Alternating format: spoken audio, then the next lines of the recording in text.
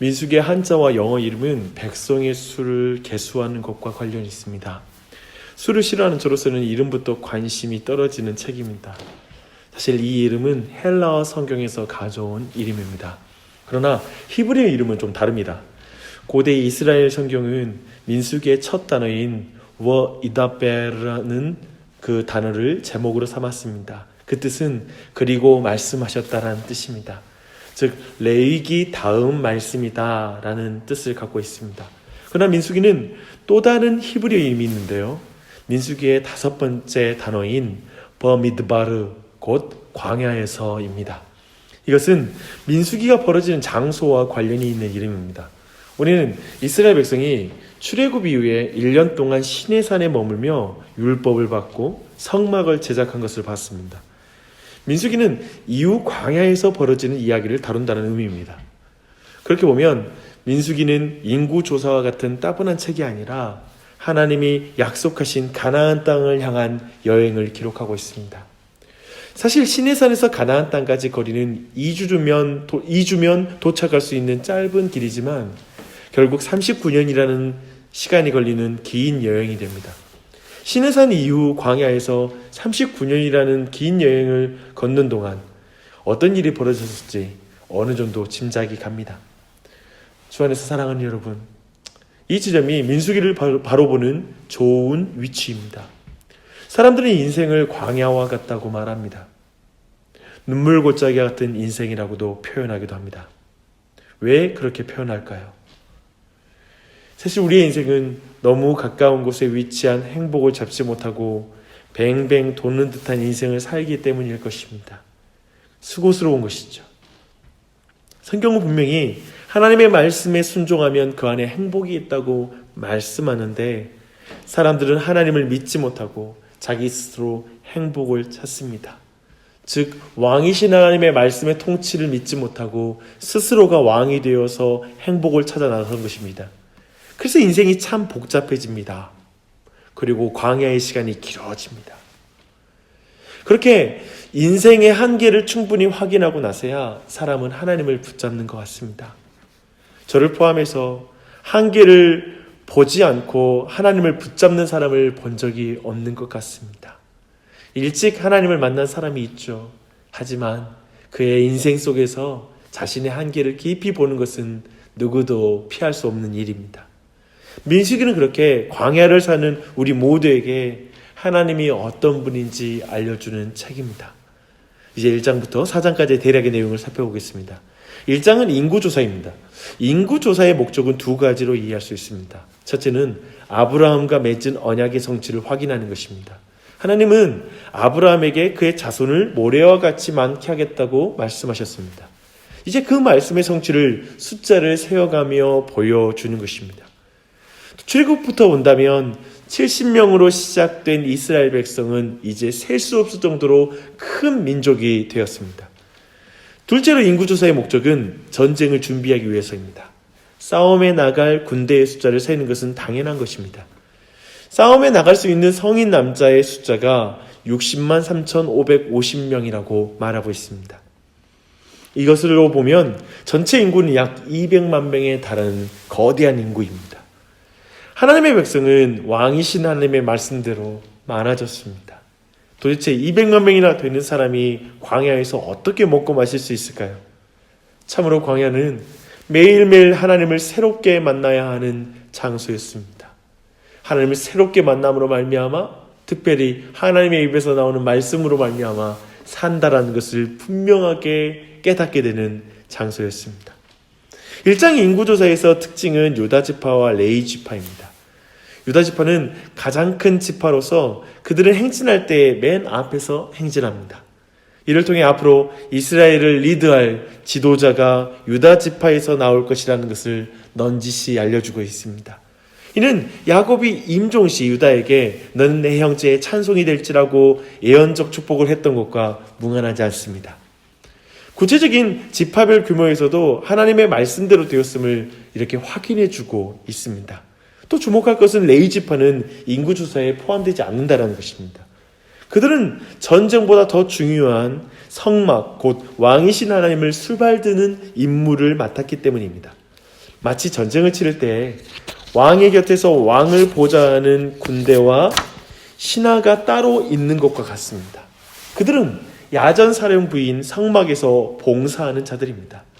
이것은 하나님을 왕으로 모신 이스라엘 군대만이 가지고 있는 독특한 체계가 아닐 수가 없습니다. 이제 2장은 이스라엘의 진영을 보여줍니다. 이는 두 가지 진영인데요. 움직이지 않을 때의 진영과 행군할 때의 진영입니다. 야영할 때와 행진할 때의 진영의 한가운데에 성막이 위치합니다. 12지파는 그 성막을 둘러싸는 형태입니다. 이것은 사실 고대 전쟁사에서는 왕을 보호하기 위한 진영입니다. 그러나 이스라엘은 의미가 전혀 다릅니다. 이스라엘 중심에 하나님이 계시다는 것입니다. 하나님을 이스라엘이 보호하는 게 아니죠. 중심에 계신 하나님이 이스라엘 전체를 보호하는 것입니다. 하나님의 군대의 중심에는 하나님이 계신 것입니다. 그러나 이때 잘 볼 것은 이스라엘 군대가 직접 성막 주위에 바로 노출하여 있을 수 없다는 것입니다. 하나님이 선택한 레위인들이 성막 주변에 1차적으로 위치하고 그 외에 다른 지파가 위치하게 됩니다.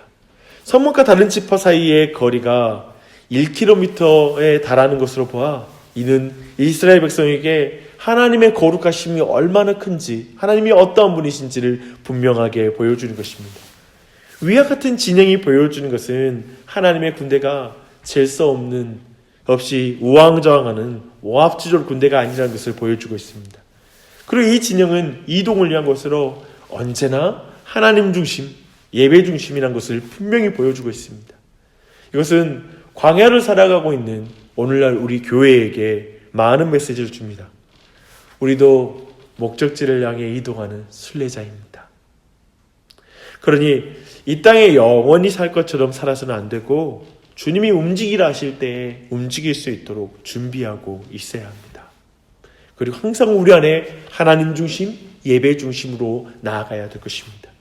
이제 하나님은 3장에서는 레위인을 백성들과 구별하여 세웁니다. 먼저 아론의 후손에서 제사장을 세우는데요. 거룩하신 하나님께 가장 가까이 가는 자로서 자기 방식대로 하나님을 섬기는 것이 아니라 하나님의 방법대로 섬겨야 함을 강조해서 말하고 있습니다.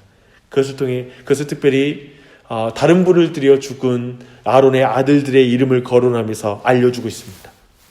또 하나님이 구별하여 세운 사람이 있는데요. 그들이 레위인입니다. 그들은 아론과 그 아들들을 도와서 예배에 수종드는 자들입니다. 레위인을 이해하기 위해서는 레위인의 인구조사 방법을 주목해야 됩니다. 레위인의 인구조사는 두 가지 기준으로 두 가지 조사가 진행이 됩니다. 하나는 태어난 지 한 달이 넘은 아이들의 숫자와 다른 하나는 30살에서 50살까지 레위인의 남자를 계수하는 것입니다.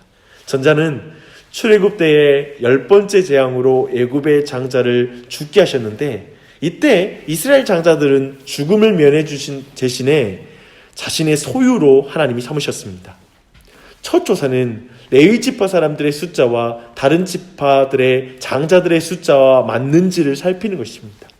그리고 두 번째는 실질적으로 봉사할 수 있는 사람을 조사하는 것입니다. 이것을 통해 우리는 놀라운 진리를 배우게 됩니다. 레위는 모든 구원받는 사람들은 하나님께 드려진 하나님의 소유임을 분명히 말하고 있습니다. 유월절을 통과한 모든 사람은, 모든 장자들은 하나님께 속한 자들입니다. 또한 조사의 이 순서, 즉 구원받는 자들 그 숫자를 계수하며 나중에 봉사할 수 있는 자들을 계수하는 것은 바로 구원이 봉사보다 앞선다는 사실을 우리에게 분명하게 가르쳐주고 있습니다.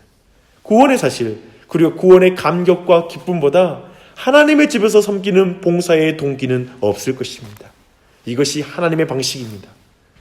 이렇게 하나님의 방식대로 하나님을 섬길 수 있습니다. 레위인들은 항상 구원받은 은혜 앞에서 하나님께 봉사하는 자들인 것입니다. 이제 4장은 레위 자손들의 역할을 다루고 있습니다. 레위 자손 중에 고핫 자손은 아론과 그 아들들이 회막한 성물들을 모두 덮으면 그것을 운반하는 일을 합니다. 게르손 자손들은 성막의 덮개와 휘들을 운반하며 무라리 자손은 성막의 목재 구조물들을 운반했습니다. 모두가 함께 성막을 옮기는 일을 하는 것입니다. 모두 동일한 일을 다양한 은사로 자신의 맡은 바 일을 행하는 것입니다. 우리는 이 안에서 반드시 협력하여 주님의 사역을 이룬다는 걸 배워야 할 것입니다. 마지막으로 이제 4장에서 또 하나의 인구조사를 행합니다. 레위인 가운데 30세에서 50세까지 남자의 인구를 조사합니다. 이들은 회막의 일을 담당할 사람들입니다. 본문이 가르쳐주는 섬김의 원리는 매우 중요합니다. 첫째는 효과적인 봉사는 성숙을 요구한다는 것입니다. 30세 이상이 되어야 성막의 일을 할 수 있었습니다. 세례요한도 예수님도 30세에 사역을 시작했습니다. 초대교회에서는 새로 입교한 자는 장로가 될 수 없다고 말합니다. 집사는 시험해 보고야 직분을 줄 수 있다고 보고 있습니다. 물리적 나이가 절대적인 것은 아니지만 성숙이라는 기준이 섬김의 조건이 된다는 걸 우리 모두에게 분명히 알려줍니다. 이제 말씀 마무리합니다. 우리는 광야교회의 백성의 삶을 민수기를 통해 배울 것입니다. 우리는 백성들의 숫자를 세는 장면에서 말씀대로 이루시는 하나님을 봅니다. 또한 말씀 곳곳에서 유독 눈에 띄는 말씀이 있습니다. 이스라엘 자손이 그대로 행하되 라는 말씀입니다. 하나님의 명령이 성취되는 것입니다. 이스라엘 백성은 과거의 순종이 아니라 날마다 순종을 통하여 광야교회 백성의 삶을 배워나가야 합니다. 오늘도 함께 기도하십시오. 광야 같은 곳에서 우리는 오직 매일매일 선하신 하나님을 의지하며 나아가게 해달라고 간구하십시오. 매일매일 하나님만 의지하여 나아가는 순례자로서 하나님의 공급과 보호하심을 경험하는 은혜가 있을 줄 믿습니다. 오늘과 올해도 오직 말씀에 순종함으로 우리의 믿음의 순례의 길을 걸어가게 해달라고 간구하십시다. 또한 순례자가 이 세상을 벗하지 않기 위해서 우리가 간절히 간구할 건 하나님의 중심의 삶을 구해야 됩니다. 기도하되 하나님 중심, 예배의 중심에 내가 되게 해주시고 가정이 되게 해달라고, 교회가 되게 해달라고 함께 힘써 간구하십시다. 그리고 순례의 길은 혼자 걷는 것이 아니라 교회와 함께 군대가 되어서 감당하는 것입니다. 그래서 우리는 우리의 은사와 직분에 따라 구원의 은혜 안에서 교회를 섬기게 해달라고, 그리고 교회를 세우는 삶을 살게 해달라고, 주님의 군대가 되어 이 땅을 살아가게 해달라고 간구하는 이 아침이 되시기를 바랍니다. 특별히 계속해서 우리가 간구하는 것처럼 계속 교회의 공간 확장을 위해서 온 교회가 함께 기도함으로 이 선한 이 순례자의 길로서 하나님의 군대로서 이 지역에서 사명을 감당하는 교회가 될 수 있도록 기도해 주시기를 부탁드립니다. 민수기를 통해 광야의 여정 속에서 하나님을 더욱 바르게 섬기는 온 교회가 되기를 힘써 구하십시다. 기도하겠습니다.